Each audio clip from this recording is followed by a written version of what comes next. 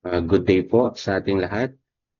To our PSU ETF students. So this is how to use our PSU ETF e-learning management system. So the first step is to visit our website, which is module2.psuet.pro. So pagka-open nyo po ng ating website, so the first step is to sign up. So i-click nyo po yung sign up dito. Okay, and then next step is to fill up the following details. So yung name, email, and password. So isulat nyo po kung ano yung inyong email. Tandaan nyo po kasi kapag nakalimutan nyo yun, hindi na po kayo makakalagin sa ating website. So for example, gawa tayo ng dami account. Okay, and then yung email, make sure po na naka-ready na rin po yung inyong email address. So in my example, so inopen ko na po yung aking email na ginagamit. So ito po, Jovera at email at jovera195@gmail.com. And then yung password. Okay. And then click po natin yung sign up. So after po natin mag-sign up, okay, so makikita nyo po dito, account created successful. A verification link has been sent to your mail. Please verify it. So, kailangan nyo pong i-check sa inyong email yung activation link na pinadala. So, open po natin yung ating Gmail. And then, meron po kayong makikita dito na PSU ETF user verification. Okay? So, kapag wala po kayong na-receive na verification, either possible po rin na napunta po ito sa spam. So, i-check nyo rin po yung inyong spam. Baka doon po napunta yung verification link. Okay?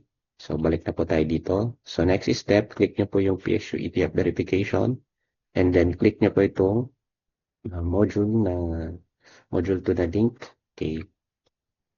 Pagka-click nyo po niyan, automatic na pong lalabas yung verification successfully.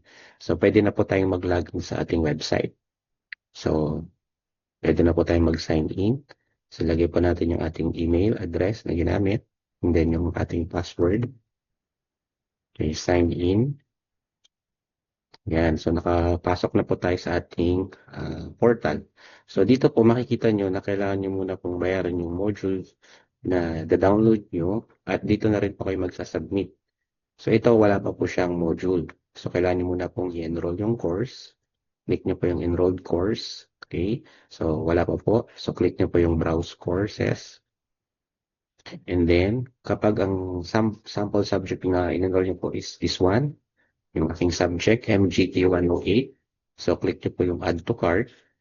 So, kailangan nyo po mag-prepare ng 300 pesos for the module fee. So, it's already been added to our cart. So, click ko po yung cart. Then, so, may mga free courses din po tayo. Kung gusto nyo lang idagdag, wala naman pong bayad. So, for example, basic computer operation, okay lang po yan. Ayan. So, ito po yung ating dinagdag na subject.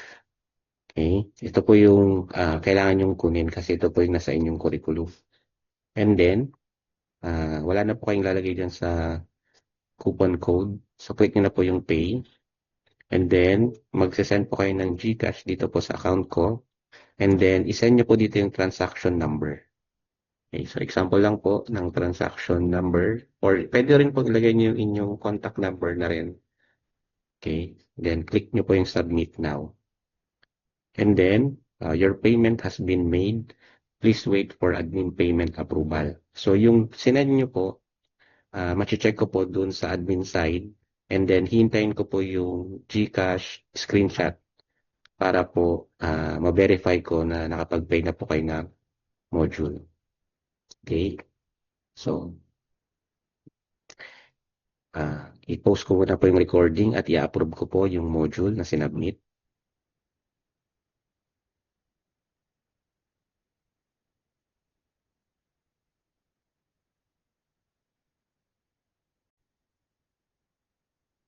Okay, so hintayin nyo lang po na ma-approve ni admin yung inyong module na sinend.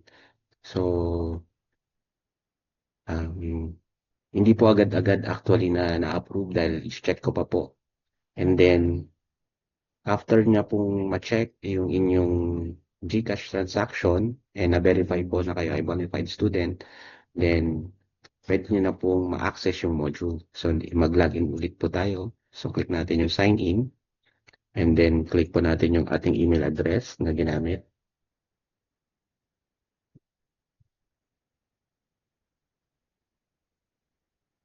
Okay, so napansin niyo po dito, approve na po yung module. Ayan. And then, paano po mag-aral dun sa ating LMS or Learning Management System? So makikita niyo po dito sa enrolled courses. So ito po yung subjects na in-enroll ko. So click ko po itong MGT 108 current trends. So continue. So ito po yung list ng lessons. So module 1, module 2, module 3 hanggang module 15. Okay, so after nyo pong napag-aralan lahat ng module, meron po tayong final exam. And meron din po tayong FITIA Program Feedback Survey. So, for example, punta po tayo sa ating module 1. Okay, pwede nyo rin pong basahin ito, yung first instruction. So, kung paano po overview ng ating lesson. Ayan. Okay, so check nyo po yan kapag natapos nyo na. So, next is yung module 1. Okay, pagka-click nyo po ng module 1, nandito na po yung introduction video tungkol dun sa lesson po natin. So, evolution of technology. Okay, so yan po. So, nandyan yung overview ng lesson. Okay, so babasahin niyo po ito dahil modular po yung ating subject. And then, sa last part po, meron po ditong questions na kailangan yung sagutan. So, i-type nyo po sa Microsoft Word. And then, kapag nasagutan nyo na po yung mga question, i-ready nyo lang po yun. Kasi sa module 2, ganoon din po. Para minsanan na po yung submission nyo ng lesson. So, for example, natapos na po natin yan. Na-type na natin sa Microsoft Word yung answer. Then, the next day, o kung may time pa po kayo, punta na po tayo sa module 2. So, same na lang din po yung process. Pag-open po ng module 2, nandito yung top video, topic, nandito po yung lesson. And then, nasa last part po yung sasagutan sa inyong module. Ayan po. Ayan. So, assuming natapos na po natin lahat ng module, okay, check na po natin. Sa last part po ay examination. So, sa examination, click nyo po itong link na ibibigay niya. So, dito po, sa baba, meron po diyang kindly proceed with the examination. So, i-click nyo po ito. And then, mag-open po yung other window. So, ita-type nyo po dito yung name nyo. So, click nyo po yung inyong name. Type nyo po yung name nyo, I mean. Then, click nyo po yung start. And then, mag-start na po yung exam. So, this is only good for 30 minutes. So, kailangan nyo muna pong mag-sign in to verify your account. Kasi one time lang po yung exam. So, after natapos nyo na po yung exam, di na po kayo ulit pwedeng mag-retake. Okay? So, yan po. So, sasagutan nyo po ito. Ilagay nyo ulit yung inyong complete name, yung inyong course, and then tapusin nyo po lahat yung exam. Okay, then submit. Then, that's it. So, yun na po yung nakikita ko dito sa aking admin side. Okay?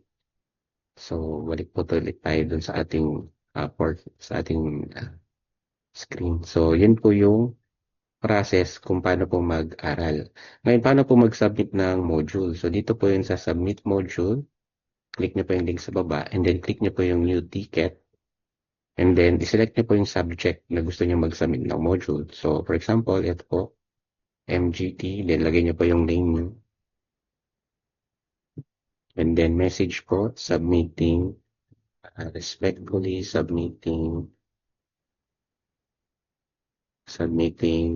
my module. Okay, and then click nyo po yung browse. So, i-attach nyo po dito yung ginawa nyong document. Okay, so, for example po, meron po kayong nagawang, nasagutan nyo na po lahat. Then, click nyo po yung create ticket. And then, yan na po. Pag in progress, ibig sabihin na i-submit nyo na po yan. Hintayin nyo na lang pong i-verify ko yung inyong sinubmit. And magko-comment na lang po ako just in case na merong corrections or kailangan pong i-comply pa. Yun po. So, yan po paano mag-submit ng module.